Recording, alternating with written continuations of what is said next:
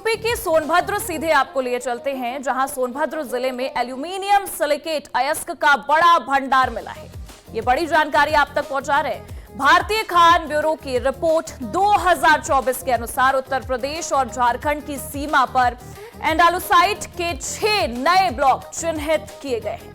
कुल भंडार का 91% यानी कि 114.25 मिलियन टन अनुमानित सोनभद्र में है।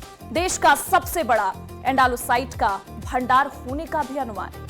अब आपको यह बता दें कि ब्राजील और श्रीलंका एंडालुसाइट के प्रमुख उत्पादक देशों में शामिल हैं। अब देखिए, सोनभद्र से भी ये सारी चीजें सामने आ रही है और पहले से ही वहां पर इन सबके भंडार देखने को मिलते हैं। और अब देखिए, एक नया खनन का जो भंडार है वो वहां पर देखने को मिल रहा है। अयस्क का जो भंडार है वो देखने को मिल रहा है। सोनभद्र जिले की अगर हम बात करें, वहां पर खनिज को लेकर सबसे ज्यादा चर्चाएं होती हैं। और आज देखिए, ये बड़ी जानकारी और ये बड़ी खबर हम आप तक पहुंचा रहे हैं। सोनभद्र जिले में एल्यूमिनियम सिलिकेट अयस्क का बड़ा भंडार मिला है।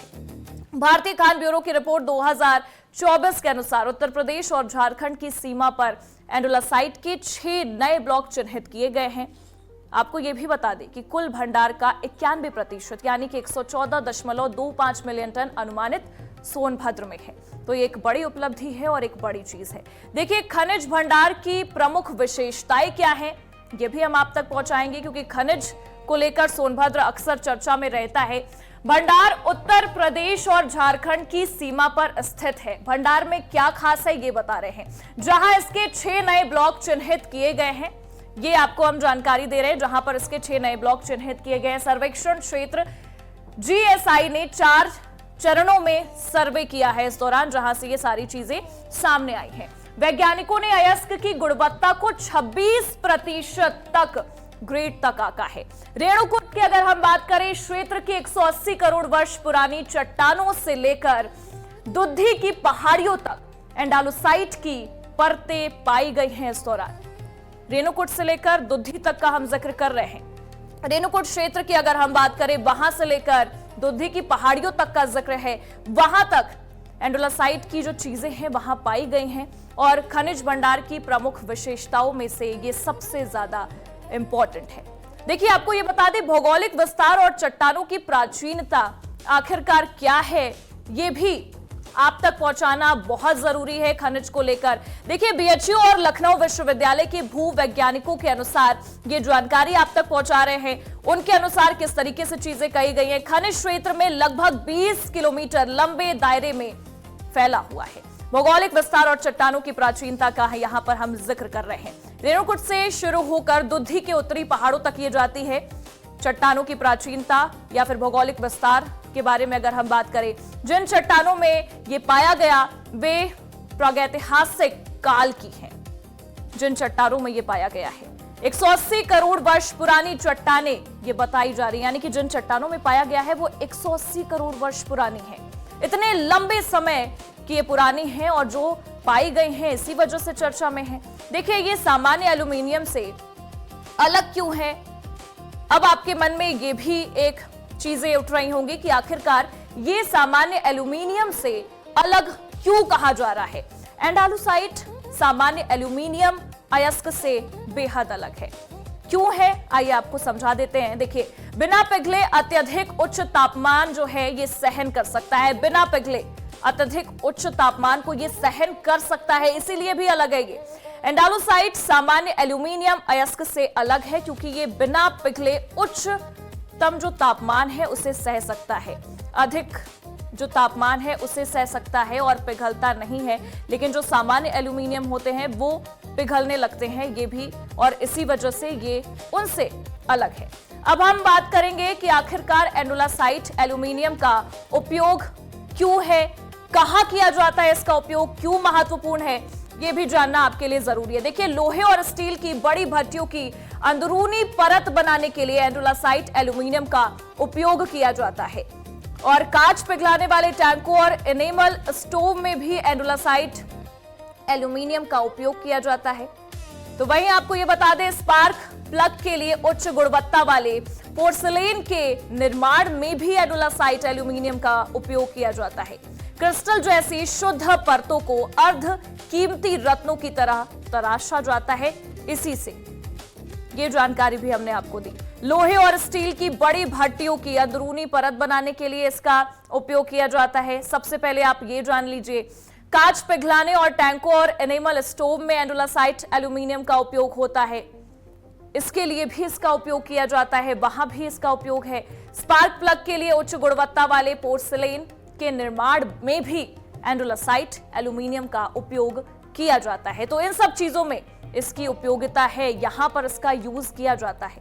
अब देखिए स्थानीय उद्योग को फायदा कैसे मिलेगा, स्थानीय उद्योग को इस दौरान फायदा कैसे मिलेगा ये भी हम आपको बता देते हैं, आप तक पहुंचा देते हैं। सोनभद्र के रेणुकूट में पहले से ही हिंडाल्को एल्यूमिनियम प्लांट है। वो प्लांट जहां पर एल्यूमिनियम से चीजें बनती हैं, एल्यूमिनियम सिलिकेट का भंडार मिलने से इसलिए भी वहां पर फायदा है क्योंकि कई लोग वहां पर रोजगार पाते हैं, उसी प्लांट में काम करते हैं और इस वजह से रोजगार की उपलब्धता भी और बढ़ती नजर आएगी। उद्योगों और कच्चे माल के लिए बाहरी निर्भरता जो है वो अब कम हो जाएगी इसके मिलने के बाद।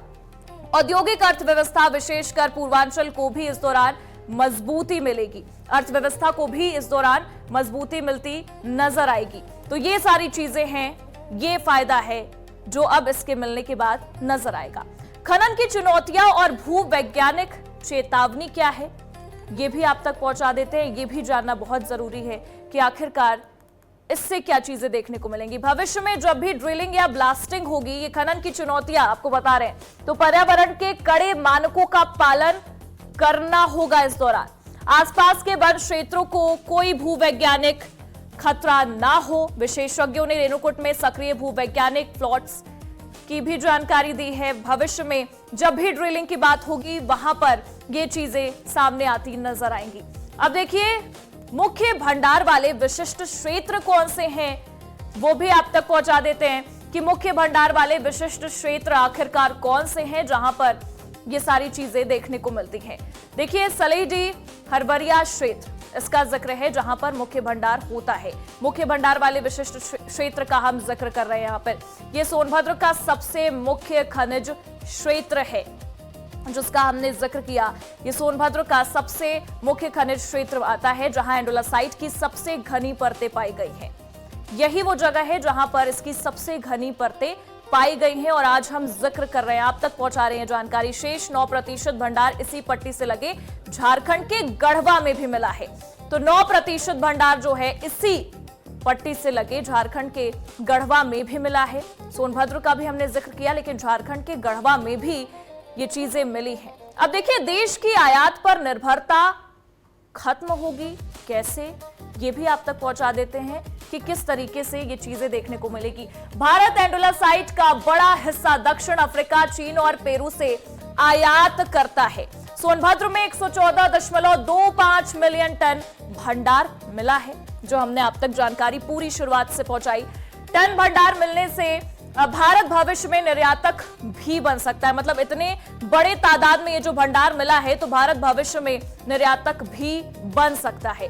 अब देखिए सोनभद्र के अन्य प्रमुख खनिज ब्लॉक कौन से हैं वो भी आप तक पहुंचा देते हैं कि सोनभद्र के अन्य प्रमुख खनिज ब्लॉक कौन कौन से हैं, कहां पर खनिज को लेकर सबसे ज्यादा चीजें देखने को मिलती हैं और खनिज की वजह से वो चर्चा में भी रहते हैं। खनिजों का गढ़ देखिए सोनभद्र माना जाता है। हमने इस सेगमेंट की शुरुआत में ही आपको बता दी कि खनिज का गढ़ सोनभद्र को कहा जाता है। यहां लगातार नए ब्लॉकों की खोज कर जो भूतत्व और खनिकर्म विभाग है वो लगातार इसकी खोज भी कर रहा है।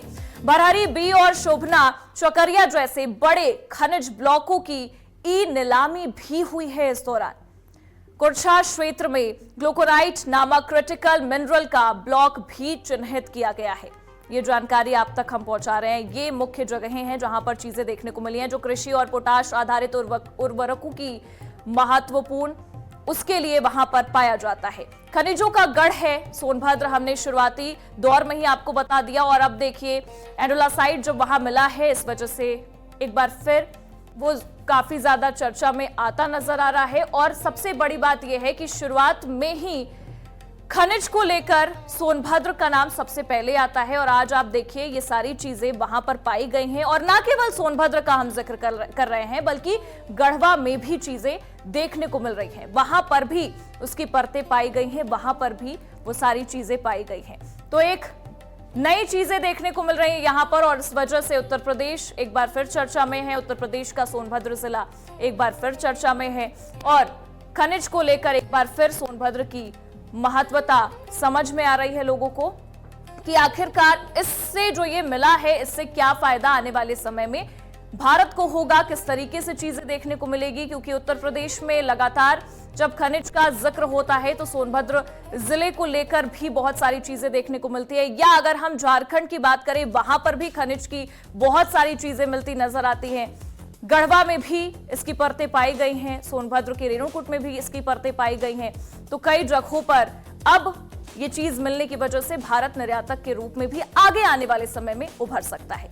फिलहाल के लिए वंदे राष्ट्र में बस इतना ही। देश और दुनिया की तमाम बड़ी खबरों के लिए आप देखते रहिए आज की खबर।